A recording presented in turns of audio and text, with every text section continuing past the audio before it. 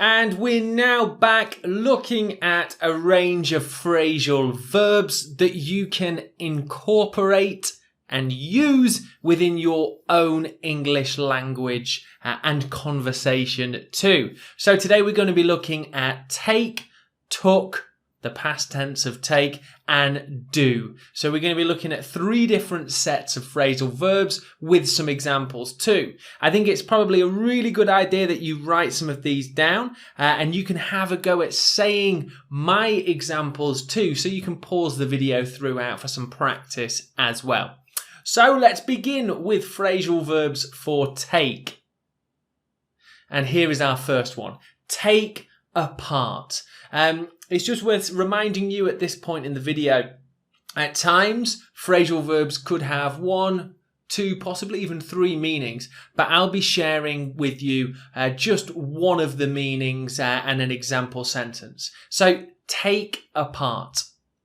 Let's take it apart and rebuild the car from scratch. So here we have take apart, which means to dismantle, the opposite of build, to take everything back out and have just the small pieces left. Take it apart. Let's take the car apart and rebuild from scratch. So they're going to take everything off and rebuild the car. Take apart.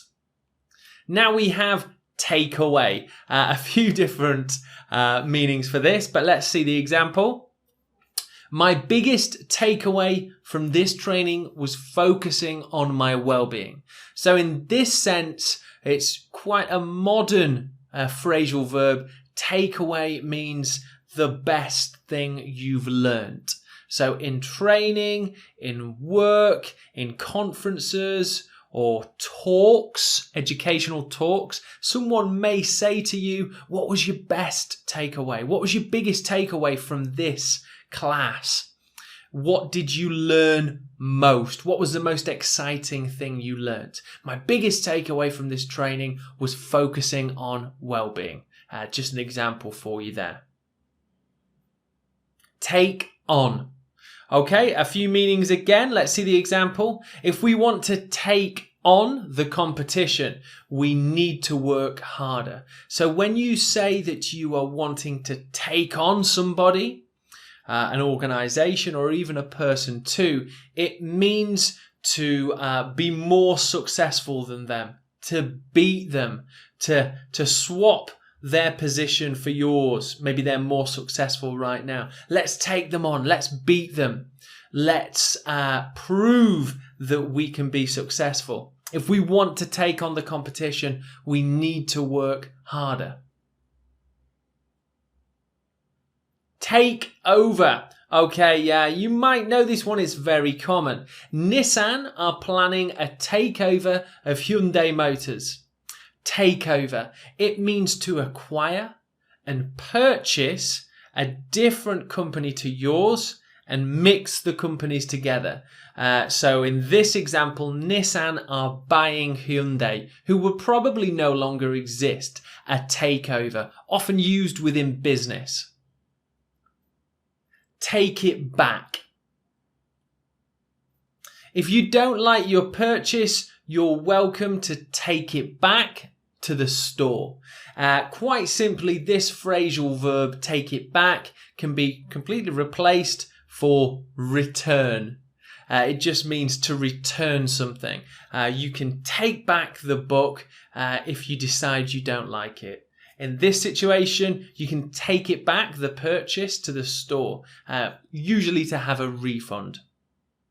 Okay, so 5 examples for take. Now let's jump into took. Took against. This is slightly more advanced in terms of a phrasal verb, a common pairing of verb and more language. Took against.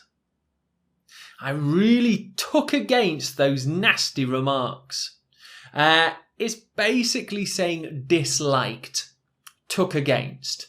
So, for example, I could say, I just really took against the way she spoke to me. I really disliked it. You found something not likeable, tuck against it. And it's generally used with people.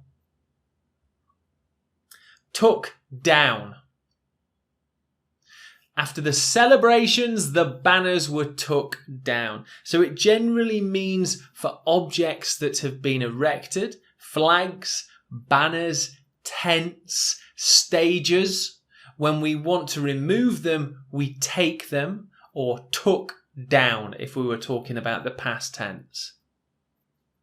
Tuck after. Many people said that I really took after my father and grandfather. Quite a common phrasal verb, and it generally means that you are similar to somebody. I really took after a relation. It may be that you share similar physical characteristics. Your appearance is the same. You look the same. Or it could be personality too. I really take after my father. We share many of the same qualities. Took after. Took up. I recently took up judo. So took up or take up, it means to start a new activity, beginning a new activity. And finally, we have took in. I really took in the message that we need to be more green and recycle. So here we have a phrasal verb took in that means you really understood something. It had an impact on your thinking. You remembered it. You understood it. You agreed with it. I really took in the message we should be more green. Generally, it can be used within an educational situation, a lecture, a speech, a lesson. I really took that in. I very much agreed and understood it. Okay, and on to phrasal verbs with do. Do without. I'll do without milk for 2 more days. Do without basically means you'll be okay. You can still live. You won't complain too much without something. I'll do without the sunshine for a few days. I'll be okay. I will accept the situation. Do up. I can't wait to get cleaning and really do up our new home. Again, this is one of those phrasal verbs that we could replace for a synonym.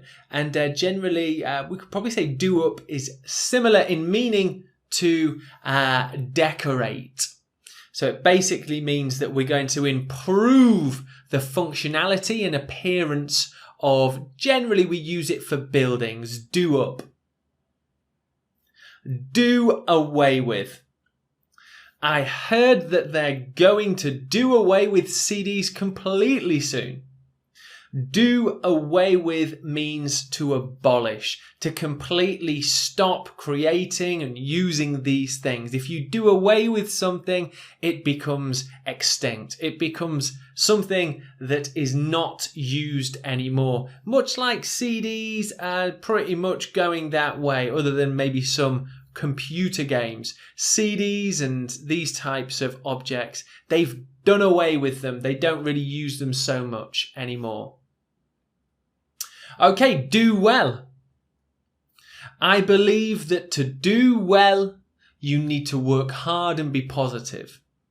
Now, this phrasal verb really does look quite like its meaning, well, do well. And it's again kind of could be replaced with a synonym, and that would be successful. I believe that to be successful, to do well, to generally have a successful life. And the last one, do over. I'm getting a second chance and having a new do-over, a new start, a new go at whatever it is that you're doing. Okay, so there are just some really common, interesting phrasal verbs. Common matching of verbs with other language. And it can be a range of different language too. So these are very similar to collocations. They sound very natural. Sometimes when we pair up verbs with certain words, it just doesn't work. But the phrasal verbs here, they're really common, they're used often, and it's definitely some language that you should keep practicing with and make sure that it's part of your language too. So that brings us to the end of this lesson and lots of example language on phrasal verbs. So see you in the next lesson.